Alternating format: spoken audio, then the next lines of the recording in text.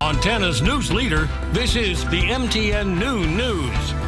Good afternoon and welcome to your MTN Noon News for this Monday. I'm Hailey, Monaco. Well, we begin with another deadly air crash in Montana. Lewis and Clark County Sheriff's Office says one man was killed after a plane crashed near the Lincoln Airport Friday night. MTN's Madeline Heath talked to one eyewitness who saw the plane crash less than 100 yards from his house.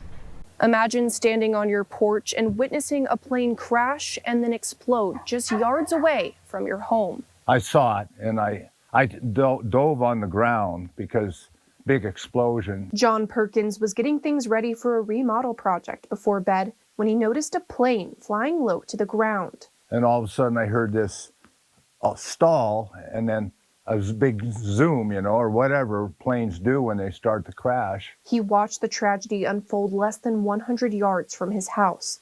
Huge flames and debris scattering across his neighborhood. I knew nothing survived when it hit. And I thought, oh my God, I can't even go there to see. Perkins says maybe it was the adrenaline or the fact that he's a former firefighter, but he immediately sprung into action. The first thing is protection, for me. So I was watering all the trees with the hose. Thanking God I had all the hoses out. And since the crash happened after dark, he wanted to make sure his neighbors were safe too. And I was out here yelling, fire, fire, fire. And Julie said, oh, you're alive. You didn't hit your house. And yeah. Although Perkins' heart hurts for the life lost in the crash, he says there's only one thing that kept his community safe. I guess God was with me. I don't know. We will have continued updates as this is a developing story. Reporting from Lincoln, Madeline Heath, MTN News. Back in August, a helicopter crashed in Lincoln, which has a population of less than 1,000. Now, fortunately, no one was hurt in that crash. We are continuing to track the latest on a deadly helicopter crash in Carter County last week. That crash killed 4 members of an Illinois family, relatives of governor candidate Darren Bailey. Now, the incident near Ekalaka killed Bailey's son, daughter-in-law, and 2 grandchildren. The FAA continues to investigate what caused the chopper to go down. A 2014 NTSB report shows the same model, a Robinson R-66, was involved in a bird strike during a training flight in Louisiana. That incident caused damage to a blade, but no one was hurt. The report says the aircraft wasn't again certified by the FAA until 2022. For 75 years, Flathead County search and rescue volunteers have been on call 24 hours a day, 365 days a year. Their mission is to search for missing or injured people in Flathead County and the surrounding area, doing their best to rescue them and bring them home. MTN's Sean Wells has more on this milestone of service. It's amazing. I mean, sometimes it's hard to comprehend what they're willing to give up in their personal lives to help others. Since 1950, volunteers with Flathead County Search and Rescue have answered the call for hundreds of search and rescue missions. Miss holidays or birthdays or whatever personal events that they're going away from to help somebody else. Darren Wise is a deputy sheriff for Flathead County and also serves as search and rescue coordinator. He says search and rescue is made up of 50 dedicated and dependable volunteers. They go through a basic search and rescue course, managing land search operations, CPR, first aid, all those critical core competencies they have to have before they're a full-time member for the agency. Covering a vast landscape in all seasons, volunteers respond to any rescue mission, from swiftwater to technical rope and backcountry avalanches. When we have a group of members, you need all these different skill sets and people who can do double duty sometimes. Anthony Palmiotti serves as president of Search and Rescue. He says volunteers are always ready to expect the unexpected. Just when you sit down and the phone dings and my wife looks at me and goes, oh no, not again. But yeah, it's somebody needs help. And that could be 10 minutes or it could be 10 days. Wise is thankful for 75 years of volunteers helping those in need in Flathead County. The 2 words thank you can't sum it up, but my gosh, it's just amazing what people are willing to give up and to do to help others. In Kalispell, Sean Wells, MTN News.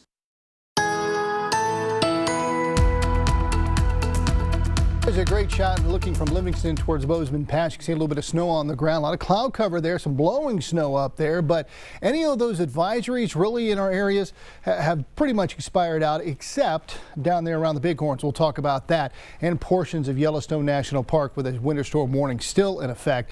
As we take a live look at the Doppler, we still have some snow around the Bitterroot Mountains, also around the Beartooth, Absarokas, and of course down around the Bighorns. Even some rain there in Rosebud County down there in the southeast corner of the state, northeast corner of Wyoming. Temperature wise, we're looking at those 30s, 40s, and 50s. We're going to be cooler the next few days behind a cold front, and we do have some windy conditions to talk about. So a few things we'll touch on with the main forecast coming up.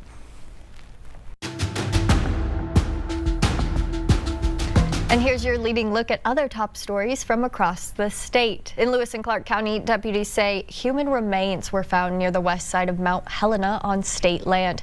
Deputies say a hiker found the remains at a makeshift campsite on Friday. Now, this is a developing investigation, but officials say there is no danger to the community. Due to the remote nature of the location, people may see a continued law enforcement presence in the area this week. People are asked to avoid the area while law enforcement can complete their investigation. Billings police are investigating a shooting that left one person wounded in the middle of a street early this morning.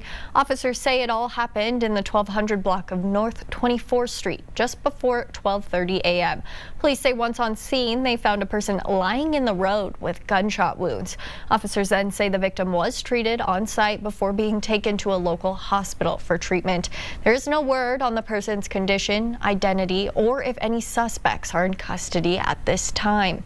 And Gallatin County Sheriff's Office are releasing new details after the arrest of 51-year-old Beth Bakken in connection with a Bozeman vehicle fire. Deputies say the investigation started last Wednesday. The Sheriff's Office identified the victim as 41-year-old Robert Welch. Deputies and fire personnel responded to the vehicle fire in King Arthur Mobile Home Park just outside of Bozeman at 6:41 a.m. on Wednesday. Bakken has been charged with deliberate homicide and arson in connection to the incident. A new firearms case is headed to the U.S. Supreme Court, the first since 2022. The justices will eventually weigh whether recreational marijuana users can legally own or operate guns, a debate that's already stirring strong opinions here in Montana. Even though arguments won't likely begin until 2026, some are worried about what could happen in Montana where marijuana is legal. Now, the Supreme Court has a 6-3 conservative majority, making it possible for justices to rule in favor of restricting gun rights for marijuana users. I don't think people should be penalized for using marijuana within the confines of their state law. Is it smart for someone that's underneath the influence of a federal illegal drug to be able to move a car, right? Car and guns are maybe similar in respect. The Supreme Court's decision likely won't come until summer, but experts like MSU Billings political science professor Dr. Paul Pope say it could impact marijuana users' right to bear arms and privacy. A growing number of campaigns are seeking to get amendments to the Montana Constitution onto next year's ballot. Now, the state attorney general's office is tasked with doing legal reviews of proposed amendments and their ballot language. But for 3 of the initiatives, the sponsors have gone to court challenging the attorney general's decisions. MTN senior political reporter Jonathan Ambarian has the latest on where those cases stand. There are currently 3 proposed constitutional amendments that would ensure Montana judicial elections remain nonpartisan. At the moment, all 3 of them are waiting on the Montana Supreme Court to weigh in after their backers challenged how Attorney General Austin Knudsen handled them. For 2 of the proposals, CI 131 and CI 132, the legal issues are the same. Knudsen's office determined both met the requirements to get onto the ballot, but they rejected the proposed language that would appear on the ballot. They substituted their own language, saying the measures would, quote, prohibit labeling candidates on the ballot according to the political party the candidate aligns with, including labels like independent. The committees behind both of those measures filed lawsuits, saying that change was improper. Voters really need ballot summary language in order to understand what they're voting on. And we believe that the Attorney General took our very simple ballot summary language and rewrote it in a way that is confusing and misleading and really flips the initiative on its head. In a statement to MTN, a spokesperson for Knutson's office said, quote, "The Attorney General merely added language to inform voters of what a nonpartisan election is. Liberal activists appear to be worried that Montanans will see the facts of what makes an election nonpartisan rather than their own opinion on the ballot." Montanans for Nonpartisan Courts, the sponsors of CI 132, also proposed a second amendment, saying they wanted multiple options for the language they could present for signatures. That measure would not only keep existing judicial elections nonpartisan, but also require any future courts created by the legislature be elected without party labels. The Attorney General ruled that violated a rule that constitutional amendments can only make one change at a time. MNC filed a separate lawsuit over that decision. The policy is one single, simple policy that amends the same part of the Constitution. We believe there's no reason that it should be invalidated on a separate vote rule. Until these lawsuits get resolved, supporters of the initiatives won't be starting their campaigns to get the more than 60,000 voter signatures they need to get them on the 2026 ballot. And it's likely these won't be the only initiatives this year whose fates are determined in the courts. On Friday, the sponsors of another proposed constitutional amendment that seeks to find a way around the Citizens United decision on money in politics said they were prepared to sue if Knutson's office rejected their amendment or changed their ballot language. In Helena, Jonathan Amberian, MTN News.